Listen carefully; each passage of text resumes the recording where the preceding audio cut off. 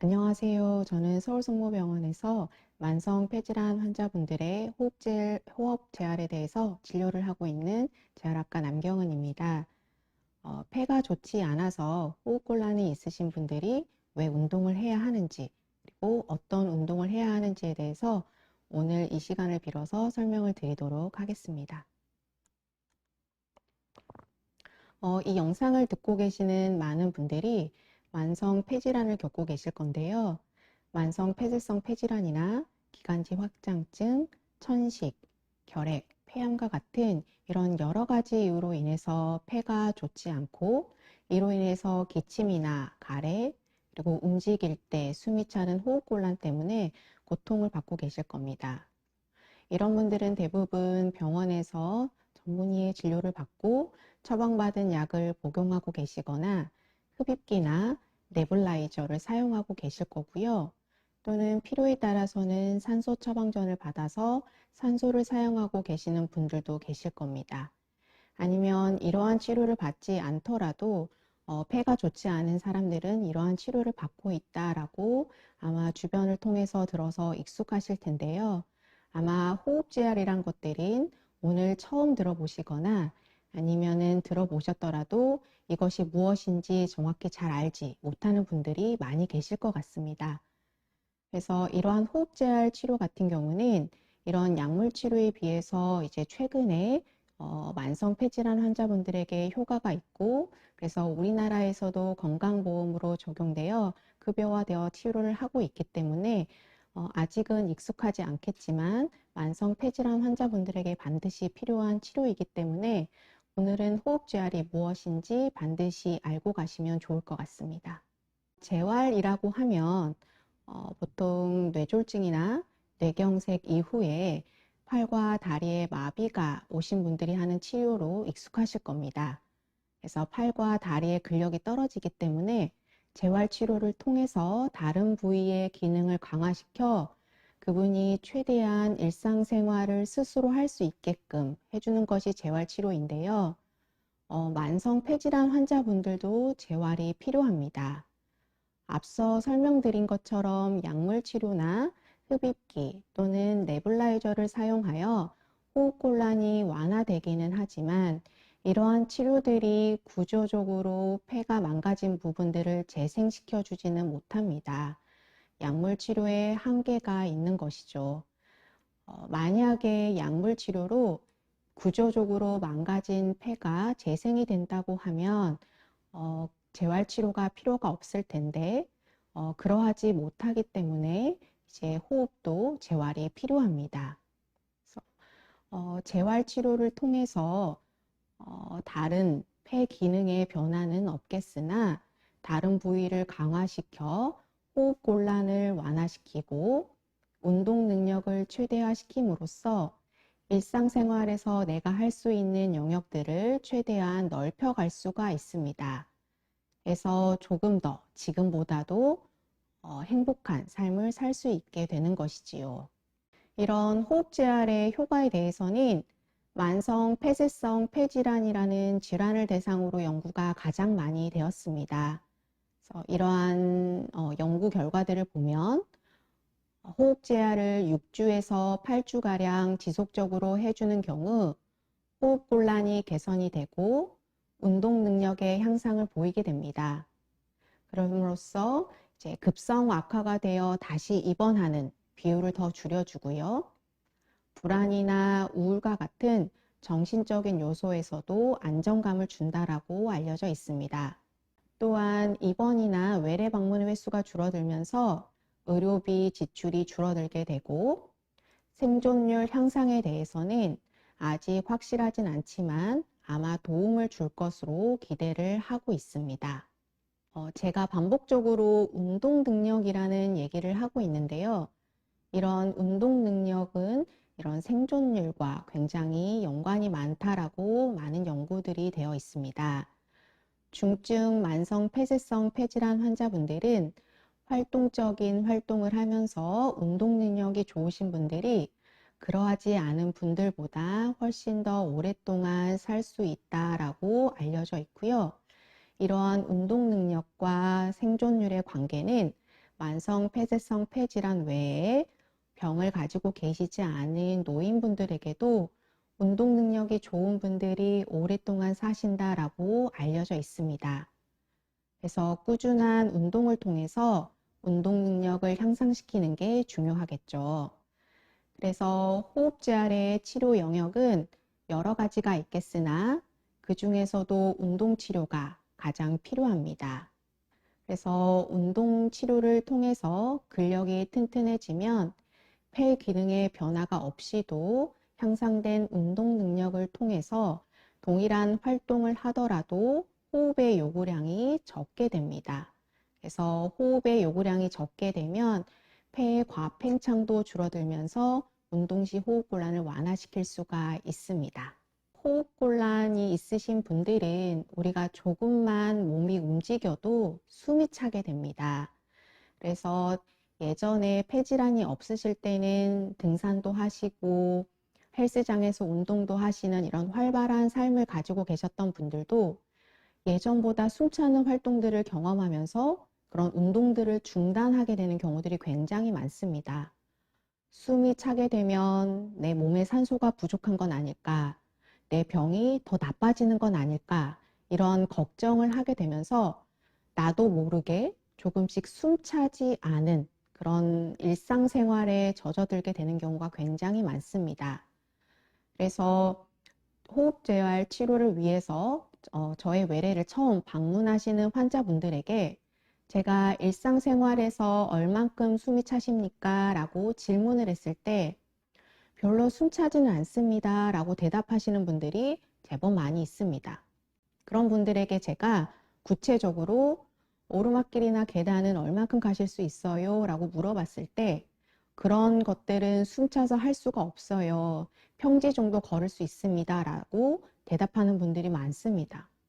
그래서 조금이라도 숨차는 활동에 대해서는 의도적으로 피하는 경우들이 굉장히 많기 때문에 이러한 폐기능 저하로 인해서 호흡곤란이 있는 분들은 의도적이던 비의도적이던 활동량이 굉장히 감소되어 있는 경우가 많고 몸을 많이 사용하지 않는 경우에는 당연히 우리 몸에 있는 근육의 기능도 저하될 확률이 높습니다.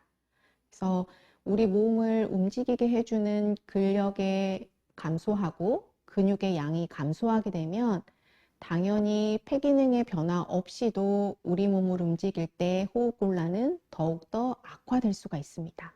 그래서 이러한 폐기능에서 시작한 것들이 골격근의 기능 감소로 인한 호흡곤란을 더 악화시킬 수가 있는 악순환에 빠지게 되고 그래서 호흡재활의 요소 중에서 운동치료가 이러한 악순환을 끊어줄 수 있는 가장 중요한 치료가 되겠습니다. 그러면 앞서 제가 이제 호흡재활 중에서 운동치료가 가장 중요하다라고 강조를 해드렸는데요. 그러면 이런 호흡재활 치료를 어디서 해야 될까요? 라는 의문점이 생길 겁니다. 물론 호흡재활을 시행하는 병원이 아주 가까이 있으신 분들은 병원에 방문해서 전문의 진료를 받고 선생님의 그런 처방 하에 치료사 선생님의 관리 감독 하에 운동 치료를 진행하시면 가장 좋겠으나 그러한 접근성이 좋고 시간적 여유가 있으신 분들은 실제적으로 많이 없습니다. 그래서 그렇지 않더라도 전문의의 진료를 통해서 어떤 운동을 내가 해야 되는지 구체적인 처방을 받고 집에 돌아가셔서 그 처방받은 운동을 꾸준히 열심히 실천을 하시고 다시 병원에 와서 내가 어느 정도의 효과를 얻었는지 그 운동을 그대로 유지할지 아니면 다른 변화된 운동을 해야 될지 규칙적인 진료를 통해서 집에서 운동을 하시는 게 필요하다라고 꼭 얘기 드리고 싶습니다. 호흡재활에서 필요한 운동은 여러 가지가 있습니다. 아마 여기 그림에 보듯이 여러 가지가 있는데 아마 보시면 다들 지금까지 들어보셨던 익숙한 내용일 겁니다. 첫 번째는 걷거나 자전거 타는 유산소 운동이 되겠고요. 두 번째는 근력 운동입니다. 근력 운동이라고 하면 젊은 사람들이 근육을 크게 키우기 위해서 하는 운동 아니냐라고 생각하실 수 있는데요. 앞서 설명드린 것처럼 이런 활동량이 감소된 분들은 근력의 저하와 근육량의 감소가 있기 때문에 반드시 근력 운동을 병행해 주시는 게 필요합니다. 그리고 세 번째는 유연성 운동입니다. 소위 말하는 스트레칭 운동인데요. 아마 팔과 다리의 스트레칭 운동은 익숙하실 겁니다. 하지만 만성 폐질환 환자분들은 반드시 목과 어깨, 가슴 부위의 스트레칭을 병행해 주시는 게 꼭 필요한데요. 그런 분들은 호흡곤란이 있을 때 우리가 호흡 보조근이라고 하는 목과 가슴 주변에 있는 근육들이 일반인들보다 훨씬 더 많이 사용하게 됩니다. 그래서 그러한 근육에 피로도가 쌓여 있기 때문에 유연성 운동을 하실 때는 반드시 팔과 다리 외에도 목과 어깨, 가슴 부위에 스트레칭을 포함하여 주시는 것이 필요합니다. 그리고 네 번째는 호흡법인데요. 호흡곤란이 있으신 분들은 이제 숨을 빨리 들이마시고 빨리 내쉬면서 얕고 빠른 호흡을 하는 경향이 많습니다. 그러나 그런 호흡법은 점차 숨차는 상황들을 더 악화시킬 수 있기 때문에 올바른 호흡법을 배우고 일상생활이나 운동에서 익숙해짐으로써 이러한 호흡곤란을 완화하는 데 도움이 될 수 있겠습니다. 이렇게 설명드린 운동에 대해서는 내가 어떤 운동을 얼만큼 해야 되는지 나의 상황에 맞게 처방을 받는 것이 매우 중요하기 때문에 이어서는 이러한 부분들에 대해서 설명드리도록 하겠습니다. 호흡곤란의 정도는 사람에 따라서 매우 다양하기 때문에 나의 능력에 맞게 개별화하는 게 가장 중요합니다. 그래서 그러면 어떻게 개별화할 거냐라는 것들을 제가 이제 4가지에 맞춰서 설명을 드릴 건데요. 어느 정도의 부하를 가할 것이냐, 운동 강도에 대한 내용과 어떤 운동을 할 것인가, 종류에 대한 내용, 그리고 일주일에 몇 번 운동을 할 것인가, 빈도에 대한 내용과 한 번 운동을 할 때 얼마 동안 할 것인지 시간에 대한 내용에 맞춰서 설명을 드리도록 하겠습니다. 그런데 운동의 종류, 빈도, 시간에 대한 내용은 다소 객관적인 내용이기 때문에 아마 강의를 들으시면 쉽게 이해가 되시겠지만 운동 강도에 대한 내용은 아마 익숙하지 않으실 거고 주관적인 요인들이 조금 많이 들어있기 때문에 다음에 설명드린 내용은 강도에 대한 설명을 조금 더 집중하여 말씀드리도록 하겠습니다. 첫 번째로 유산소 운동입니다. 앞서 4가지 운동들을 제가 말씀드렸는데요. 만약에 나는 숨이 차서 여러 가지 운동을 할 수가 없습니다. 한 가지 운동만, 가장 중요한 운동만 추천해 주십시오 라고 했을 때 추천할 수 있는 운동이 바로 유산소 운동입니다. 그래서 운동의 강도는 최대 운동 능력의 60% 이상의 강도, 조금 어려운 내용이죠. 그래서 쉽게 설명을 해드리면 다소 힘든 상태에서 운동을 했을 때 약간의 땀이 나고 약간의 숨이 차는 상황입니다. 그래서 대화는 할 수 있겠으나 노래는 할 수 없을 정도로 숨이 조금은 가빠오르는 그런 상황인 거죠. 그리고 운동의 종류로는 걷거나 자전거 타거나 트레드밀에서 하는 운동, 익숙하고 내가 지속적으로 할 수 있는 운동을 선택하시면 될 거고요. 만약에 걸을 때 무릎 통증이 있다라고 하시면 체중 부하가 되지 않는 자전거 운동을 추천드립니다. 그리고 운동의 빈도는 일주일에 3번에서 5번 정도이고 한 번 운동할 때는 20분에서 60분 정도의 시간을 들이면 됩니다. 만약 60분 정도의 운동을 할 수 있다라고 하시면 일주일에 3번 정도 챙겨주시면 되고 60분의 운동이 어려우신 경우에 30분 정도 운동을 하신다 하면 일주일에 하시는 빈도를 조금 늘려서 일주일에 5번 정도 운동을 챙겨주시면 됩니다. 제가 아까 강도에 대한 설명을 조금 더 설명드린다고 말씀드렸는데요. 당연히 내가 다소 힘들다라는 게 그럼 내가 어떻게 운동을 해야지 다소 힘들 수 있는지 좀 더 구체적으로 설명드리도록 하겠습니다. 이때 나 자신의 호흡곤란의 상태에 대해서 알고 계시는 게 중요할 것 같습니다. 보통 저희가 병원에서 매기는 호흡곤란 점수인데요. 1점은 오르막길에서 숨은 차는 상황입니다. 보통 이 단계에 있는 분들은 평지에서는 보통 숨차지가 않기 때문에 아까 말씀드린 다소 힘들다의 운동 상태가 되기 위해서는 일반적으로 오르막길 운동을 하시는 거를 추천을 드립니다. 그래서 집 주변에 약간의 그 오르막길이 있으면 그런 길을 오르셔도 좋고요. 만약에 트레드밀에서 운동을 하신다라고 하면 경사를 살짝 올려서 트레드밀을 하시면 됩니다. 이때 30분이나 60분 동안 계속 다소 숨차는 상황을 유지하기가 힘든 경우에는 일정 시간 이후에 경사도를 조금 낮춰서 걷게 되면 호흡곤란 정도가 조금 감소할 겁니다. 빠르게는 1분 정도, 길게는 5분 정도 조금 더 경사를 낮추거나 걸음 속도를 낮추게 되면 숨차는 정도가 조금 가라앉게 됩니다. 그러면 다시 경사를 올리거나 걷는 속도를 빨리 하여 숨이 조금 다시 다소 힘들 정도로 차게 만들어 주시고요. 그렇게 운동을 유지하다가 나 더 이상 힘들다라고 하시면 또 다시 한번 경사를 내리거나 걷는 속도를 천천히 하여 호흡을 가라앉혀 주는 식으로 숨이 차는 상황과 호흡이 가라앉는 상황을 교대로 번갈아 가면서 만들어 주시면 60분이라는 운동 시간을 충분히 채우실 수 있을 것 같습니다. 그리고 호흡곤란 점수가 2단계 정도로 평지에서 걸을 때도 동년배보다 처지는 분들은 아마 평지에서도 이런 다소 힘든 호흡 운동 상태를 만드실 수가 있는데요.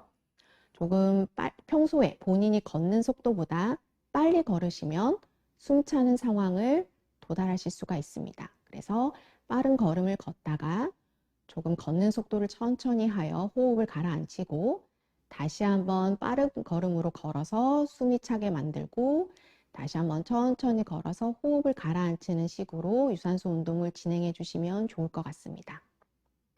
그리고 3단계나 4단계, 100m도 쉬지 않고 걷지 못하시는 분들은 아무래도 이제 걷다가 쉬다가 걷다가 쉬다가 하는 것들을 반복해야 될 경우가 많고요.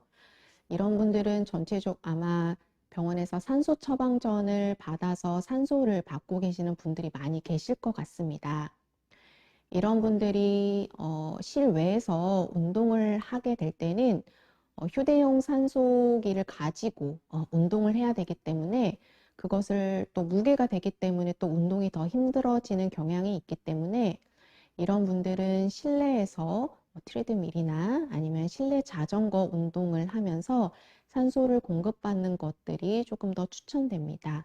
그래서 저는 개인적으로 이제 병원에 오시는 분들에게는 이제 실내 자전거 운동을 권해드리고요.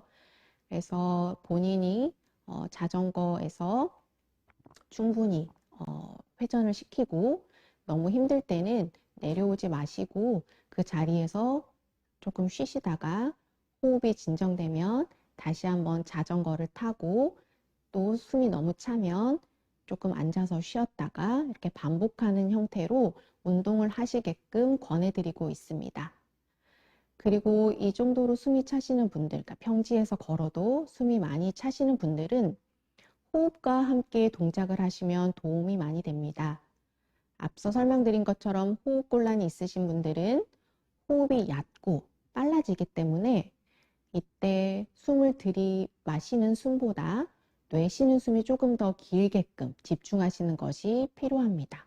그래서 내쉬는 숨을 4박자에 맞춰서 하나, 둘, 셋, 넷 세면서 천천히 걸어가시고요. 들이마시는 숨은 2박자에 맞춰 하나, 둘 들이마시고 다시 한번 내쉬는 숨을 4박자에 맞춰서 하나, 둘, 셋, 넷 그리고 들이마시면서 하나, 둘 이렇게 호흡에 집중하면서 평지를 걸으시면 조금 더 호흡곤란을 완화시키면서 편안한 상태로 걸으실 수가 있습니다. 그래서 나의 호흡곤란이 어느 정도인지 파악을 하시고 앞서 설명드린 것처럼 다소 힘든 상태가 어떤 운동인지 맞추어 집에서 운동을 시작하시면 도움이 될 것 같습니다. 두 번째 설명드릴 운동은 근력 운동입니다. 근력 운동의 강도는 이론적으로 최대 근력의 60에서 70%라고 얘기를 하는데요. 쉽게 이해하기로는 내가 10번 반복할 수 있는 무게로 생각하시면 될 것 같습니다. 근력 상태에 따라서 맨몸으로 하는 운동이 근력 운동이 될 수 있고요. 맨몸으로 하는 것이 너무 쉽다라고 판단이 되시면 탄력이 있는 밴드나 가벼운 아령을 활용하셔도 좋습니다. 그리고 근력이 좋으신 분들은 헬스장에서 보시는 것과 같은 머신을 활용하셔도 좋습니다. 동작을 이제 10회 정도 반복할 수 있는 무게를 찾으셨다라고 하면 그 동작을 10번 하고 나서 1분에서 2분 정도의 짧은 휴식 기간을 갖고 2에서 4세트 정도 반복하는 것이 좋습니다. 그래서 한 가지 동작을 10회 그리고 2에서 4세트 정도 반복한다 라고 기억하시면 좋을 것 같고, 보통 상체와 하체의 대근육 위주로 6개에서 8개의 동작을 실천해 주시면 좋을 것 같습니다. 이러한 동작은 일주일에 2번에서 3번 정도 시행해 주시면 좋고요. 앞서 이후에 어떤 동작이 쉽게 집에서 따라할 수 있는지 제가 동작을 직접 시연하면서 설명드리도록 하겠습니다. 이때 주의할 점은 어떤 동작을 하던 숨을 참으시면 안 됩니다. 아마 젊을 때 헬스장에서 우리가 무거운 무게를 들고 순간적으로 큰 힘을 주기 위해서 숨을 꾹 참고 하고 들이마시는 무게를 들어 올리는 이러한 것들을 하는 것도 아마 쉽게 보셨을 텐데요. 우리 폐질환이 있으셔서 호흡 제어를 위해서 근력을 운동을 하는 경우는 그런 것들은 피하는 것이 좋습니다.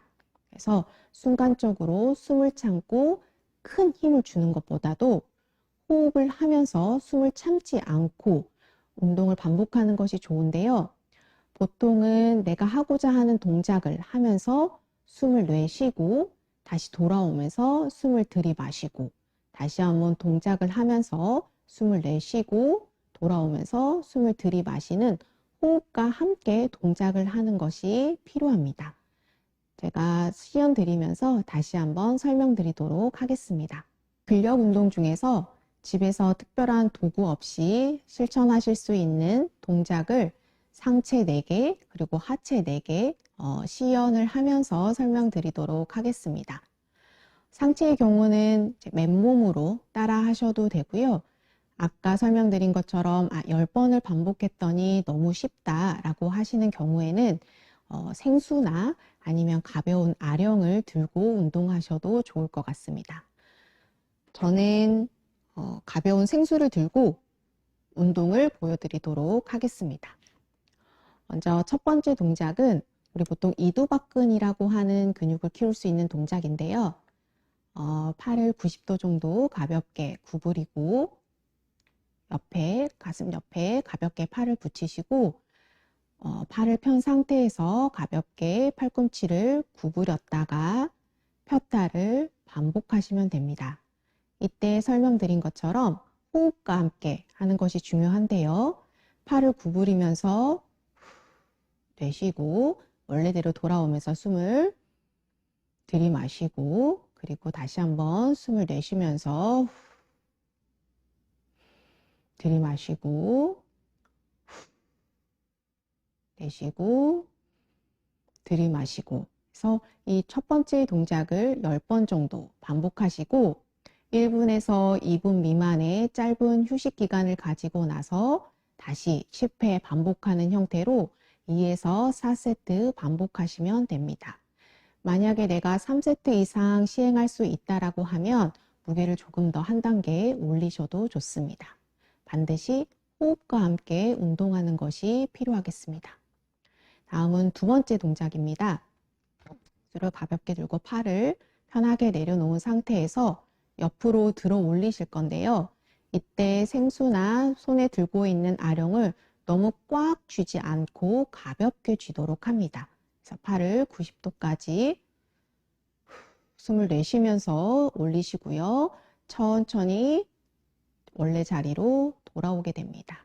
다시 한번 숨을 내쉬면서 들이올리고 원래대로 숨을 들이마시면서 돌아옵니다.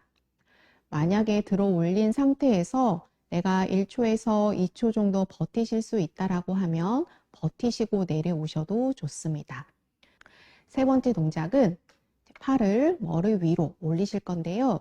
이렇게 가볍게 생수를 들고 팔꿈치를 90도 정도로 올리신 상태에서 팔을 머리 위로 쭉 올리실 겁니다.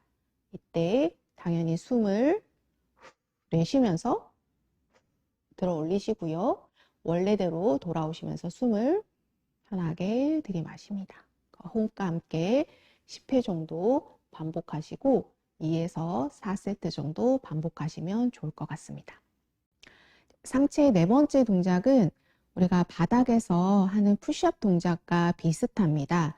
그런데 근력이 부족하신 분들은 바닥에서 푸시업 동작을 하기가 어렵기 때문에 우리 벽을 활용해서 유사하게 푸시업 동작을 해서 앞쪽에 있는 가슴 근육을 강화시켜 줄 수가 있습니다. 그래서 제가 시연을 하면서 설명드리도록 하겠습니다. 벽을 정면에 보고 편하게 서주시고요. 팔은 어깨 위치에 편하게 가슴 넓이로 편하게 두시고 이때 이제 가슴이 벽에 붙는다라고 생각하시고 벽에 가깝게 가셨다가 다시 한번 올라오면서 동작을 반복하면 되는데 이때 가슴을 닿았다가 다시 한번 팔을 펴서 올라오시면 됩니다.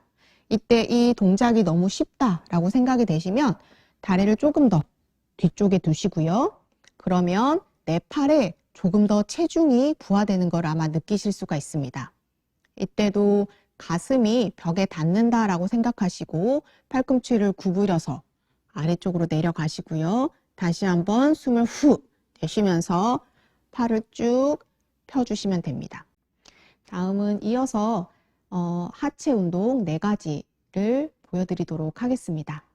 먼저 밑에부터 운동을 하실 건데요.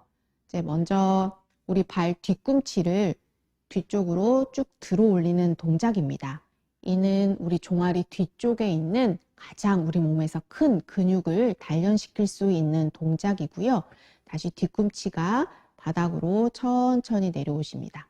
이때 숨을 내쉬면서 뒤꿈치를 최대한 들어 올리시고 만약에 가능하다면 몇 초 정도 버티시고 다시 숨을 들이마시면서 제자리로 돌아옵니다.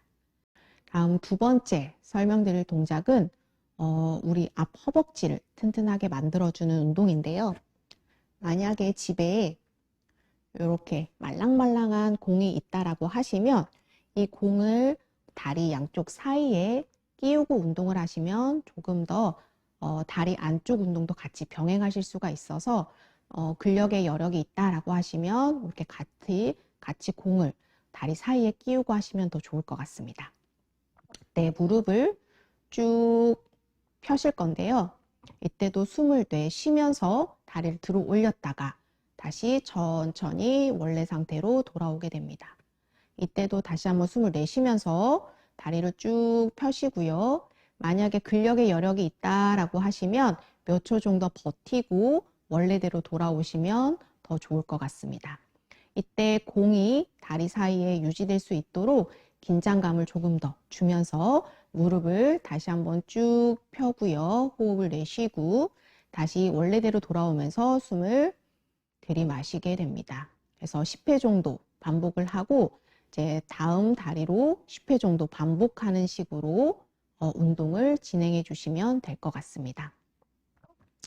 그리고 이제 세 번째 동작은 우리 다리를 구부리게 해주는 몸쪽으로 당겨주는 동작을 하실 건데요.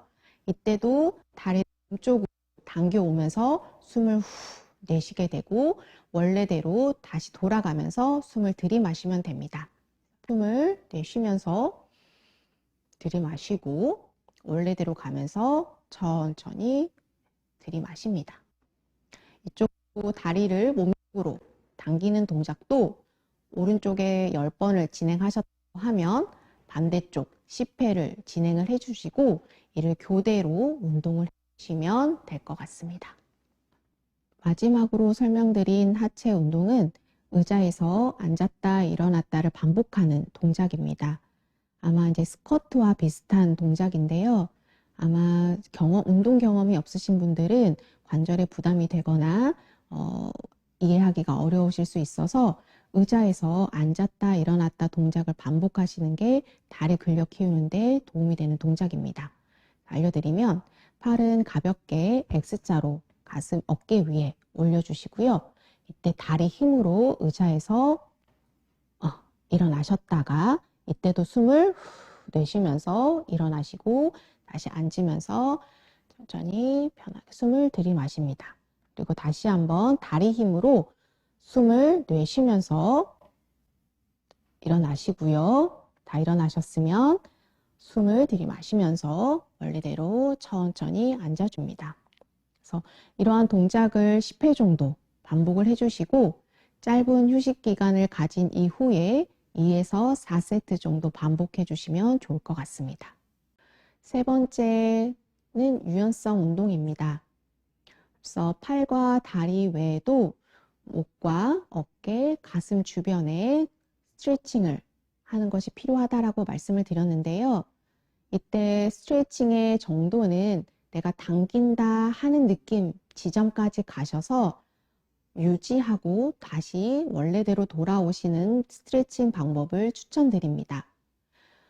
내가 갈 수 있는 범위 내에서 바운싱을 주는 그런 방법은 인대나 근육에 손상을 줄 수 있기 때문에 내가 갈 수 있는 범위까지 가서 유지하고 돌아오는 정적인 스트레칭을 좀 더 권해드리고요.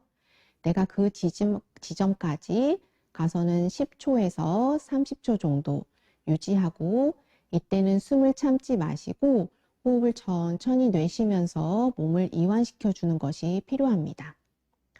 이러한 동작을 2회에서 4회 정도 반복하고 일주일에 2번에서 3번 정도 반복하는 것을 권고하고 있는데 매일 해주시면 효과적일 것 같고 이러한 스트레칭 운동은 앞서 설명드린 유산소 운동이나 근력 운동 전과 후 그래서 준비 운동과 마무리 운동에 같이 시행해 주시면 운동 프로그램을 알차게 구성할 수 있을 것 같습니다.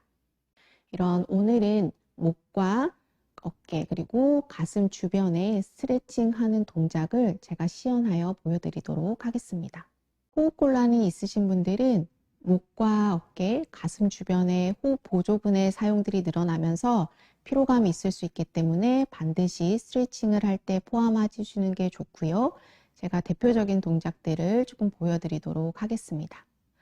목 같은 경우는 고개를 이제 숙이거나 뒤로 젖히거나 옆으로 기울이는 동작들이 대표적이고요.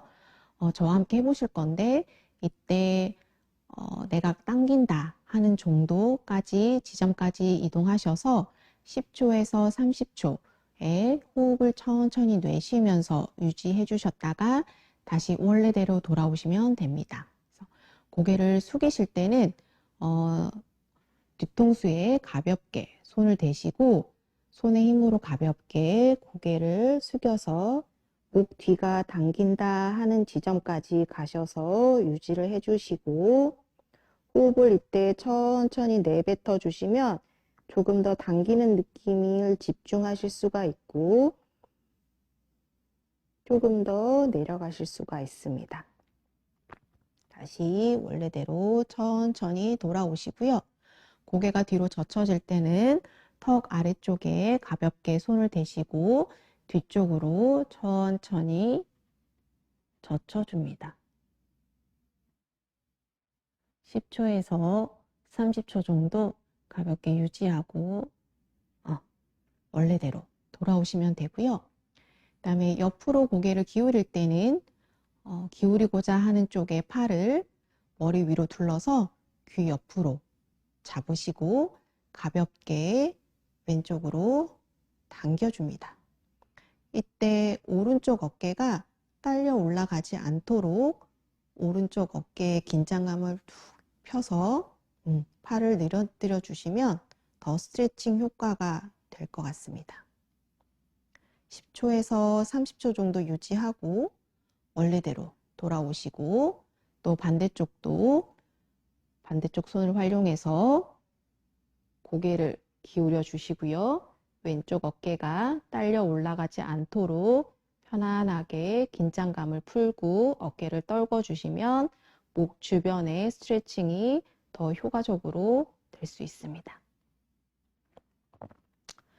그리고 이제 흉곽에 스트레칭을 하실 건데요. 우리 이제 아래쪽 갈비뼈 쪽에 손을 가볍게 대시고 몸통을 기울이실 겁니다. 이때도 왼쪽에 손을 팔을 가볍게 늘어뜨려 놓고 가슴을 기울이실 건데요. 이때 몸통 자체가 옆으로 가게 되면 이 가슴 부분은 늘어나지 않고 체중만 몸이 이동하기 때문에 아래쪽은 그대로 있는다라고 생각하시고 내가 손을 대고 있는 갈비뼈 부분이 늘어나는 것을 느끼시면서 왼쪽 팔이 땅 쪽으로 좀 더 내려간다, 어깨가 내려간다 라는 느낌을 받으시면 좋을 것 같습니다. 내가 손을 대고 있는 아래 갈비뼈 부분이 늘어나는 느낌을 받으실 거고요.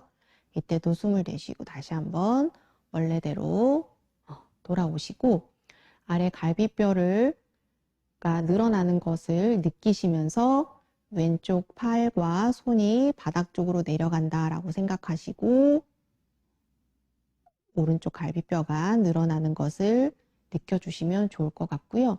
이는 왼쪽도 반대쪽으로 왼쪽 손으로 아래 갈비뼈에 손을 대고 오른쪽 팔과 손이 바닥을 향해 내려가면서 왼쪽 갈비뼈가 늘어나는 것을 느끼시는 게 좋습니다. 그래서 이러한 느낌을 받으면서 좌우에 충분한 흉곽 주변이 늘어나는 스트레칭 운동을 반드시 포함해 주시기 바랍니다.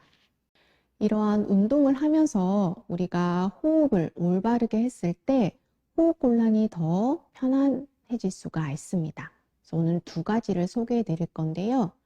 오므린 입술 호흡법입니다. 목과 어깨 근육을 이완된 상태로 천천히 코를 통해서 숨을 들이마시고 입술을 둥글게 모아서 촛불을 천천히 불듯이 숨을 내쉬어주면 되는데 이때도 들이마시는 숨보다 내쉬는 숨이 2배 정도 길다라고 생각하시면 될 것 같습니다. 그래서 편안하게 앉으신 상태에서 코로 숨을 들이마시고 입술을 둥글게 모아 내쉬고 다시 한번 코로 들이마시고 입술을 둥글게 모아 내쉬면 되시겠습니다. 이때 반드시 내쉬는 숨이 길어야 된다라는 것들을 기억해 주시면 좋을 것 같습니다. 두 번째 설명드린 횡격막 호흡법은 우리가 숨을 쉬게 해주는 횡격막을 통해서 호흡하는 방법입니다. 처음에 익숙하지 않으시는 분들은 누운 자세에서 무릎을 구부린 상태에서 시행을 하시면 가장 편안하실 거고요. 누워서 횡격막 호흡이 익숙해지시면 앉아 있거나 그리고 앉은 자세에서도 익숙해지시면 선 자세 그리고 보행하면서도 시행할 수 있습니다. 저는 오늘 앉아서 하는 자세를 시연해 드리도록 하겠습니다. 먼저 가슴 위에 한쪽 손을 얹으시고 배 쪽에 다른 손을 얹어주시고 코로 숨을 들이마시면서 가슴은 거의 움직이지 않고 배가 불룩해지는 것을 느끼시면 되시고요. 다시 입으로 내쉬면서 배가 내려오는 것을 의식하면서 숨을 내쉬어 주십시오. 다시 코로 들이마시면서 가슴은 거의 움직이지 않고 배가 불룩해지시는 것을 의식하시고요. 숨을 내쉬면서 배가 다시 오므라드는 것을 의식하시면 됩니다. 이때 너무 숨을 크게 들이마시거나 내쉬지 않으시고 평소에 하는 편안한 호흡으로 진행해 주시면 되고 앞서 설명드린 오므린 입술 호흡법을 병행하면서 해주시면 동시에 두 가지 호흡법을 실천하실 수가 있습니다. 또한 이런 호흡법은 앞서 설명드린 유산소 운동이나 근력 운동을 시행하면서도 입수 오므린 방법을 시행해 주시면 도움이 될 것 같고요. 이러한 호흡은 숨을 끝까지 다 내쉴 수 있게 해주면서 호흡을 조금 더 편안하게 만들어주는 효과가 있습니다. 제가 앞서 몇 가지 호흡법을 설명을 드렸는데 이런 호흡 운동을 할 때 도움이 될 수 있는 소도구를 몇 가지 소개해 드리겠습니다. 앞에 세 가지의 소도구가 있는데요. 요 세 가지 도구들은 기능이 모두 다르고 여러 가지 제품이 있기 때문에 내가 어떤 소도구를 사용할지는 전문의의 진료를 받으시고 추천을 받아서 사용하시는 것을 권해드립니다. 그래서 오늘은 제가 가지고 온 소도구를 목적과 어떻게 사용하는지 간단히 설명을 드리겠습니다. 첫 번째는 보시면은 여기 이제 숫자가 써져 있을 건데요. 우리가 아까 심호흡 운동을 할 때 내가 얼만큼 들이마셨는지 비주얼적으로 시각적인 도움을 받으면서 운동할 수 있는 도구입니다. 그래서 앞에 긴 호스 있는데 입을 대시고 내가 숨을 천천히 들이마셔서 최대한 들이마실 수 있는 지점에서 2초에서 3초 정도 멈추시고 다시 편안하게 호흡을 내쉬면 됩니다.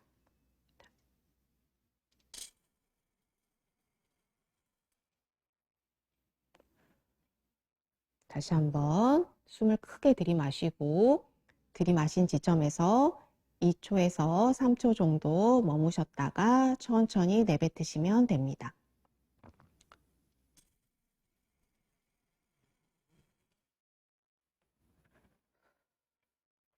그래서 평소에 운동을 하다 보면 내가 올라갈 수 있는 수치를 기억하셨다가 그 수치에 도달하는지 시각적인 정보를 받으시면 좋을 것 같고요. 그 숫자가 점점점 커지는 것이 내가 점점점 좋아진다라는 지표로 삼으셔도 좋을 것 같습니다. 두 번째로 소개해 드릴 소도구는 보시는 것처럼 안쪽에 구슬이 있습니다. 그래서 이 앞쪽에 대고 숨을 후 내쉬게 되면 공기가 나가면서 진동을 만들어 주는데요. 이 진동이 공기의 떨림을 만들어 줍니다. 그래서 그 떨림이 기도 안쪽으로 전달이 되어 가래가 많으신 분들이 조금 더 가래를 떨궈주는 역할을 하게 되고, 그러면 평소에 가래 뱉기가 조금 힘드셨던 분들이 가래를 뱉을 때 좀 더 쉽게 적은 힘으로 뱉을 수 있도록 도움을 주는 소도구입니다. 사용하는 방법은 매우 쉬워서요. 입에 대고 그냥 후 부시면 됩니다.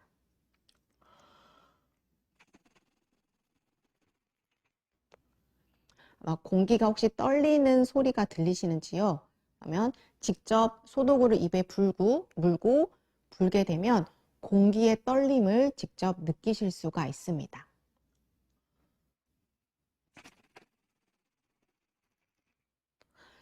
이렇게 반복을 하시다 보면 가래가 조금 떨궈지는 느낌이 든다라고 하실 때는 반드시 기침을 통해서 가래를 뱉어주시는 것이 필요하겠습니다.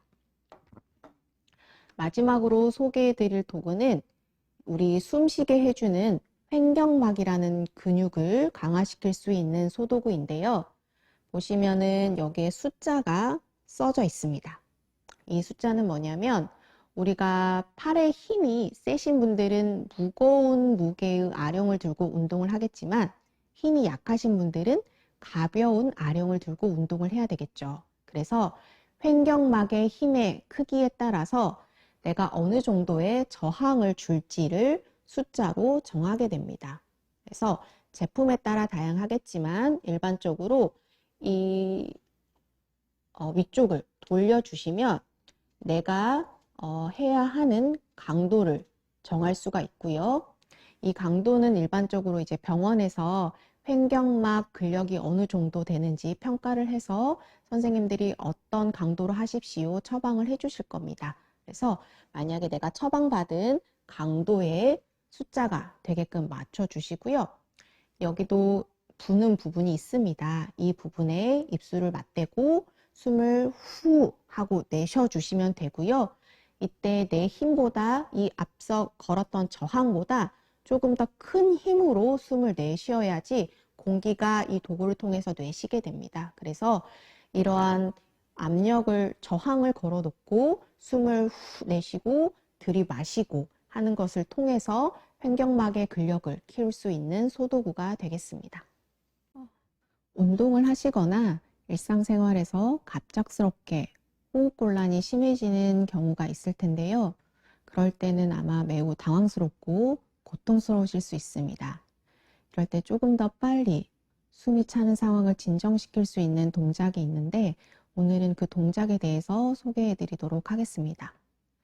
일반적으로 상체를 고정하고 몸을 앞으로 숙인 상태가 횡격막이 조금 더 편안하게 움직일 수 있는 상태이기 때문에 그러한 동작이 호흡곤란 완화에 도움이 되고요. 만약에 내가 앉아 있고 앞에 책상이 있는 상태라고 하면 베개 같은 것들을 양팔로 껴안고 앞으로 숙여서 기대게 되면, 그리고 앞서 설명드린 오므린 호흡법들을 병행을 하면 조금 더 호흡곤란이 빨리 완화가 되고, 앉아 있는 경우는 상체에 몸을 기대어 숙이는 경우나 아니면은 만약에 이런 숙일 수 있는 도구가 전혀 없을 때는 벽에 등을 대고 그리고 무릎에 손을 짚어서 몸을 약간 숙여준 상태에서 오므린 호흡법을 시행을 해주시면 호흡곤란이 조금 더 빨리 완화될 수가 있습니다. 그리고 마지막으로 이러한 운동을 하면서 주의해야 될 부분들이 있는데요. 산소를 마시고 계시는 분들은 반드시 처방받은 산소를 흡입하면서 운동하시는 게 필요합니다. 그리고 운동을 하던 중간에 아주 심한 호흡곤란을 보이거나 평소와 다른 호흡곤란, 흉통, 그리고 현기증과 같은 증상이 나타날 때는 즉시 운동을 중단해야 합니다. 또한 산소 포화도가 90%보다 낮아지지 않도록 하는 게 필요한데요. 만약 운동을 하다가 90% 이하로 떨어지더라도 당황하지 마시고 침착하게 앞서 설명드린 상체를 고정하고 몸을 앞으로 약간 숙이는 호흡법과 오므린 호흡법을 병행하면서 호흡이 진정되기를 천천히 기다리시면 될 것 같습니다.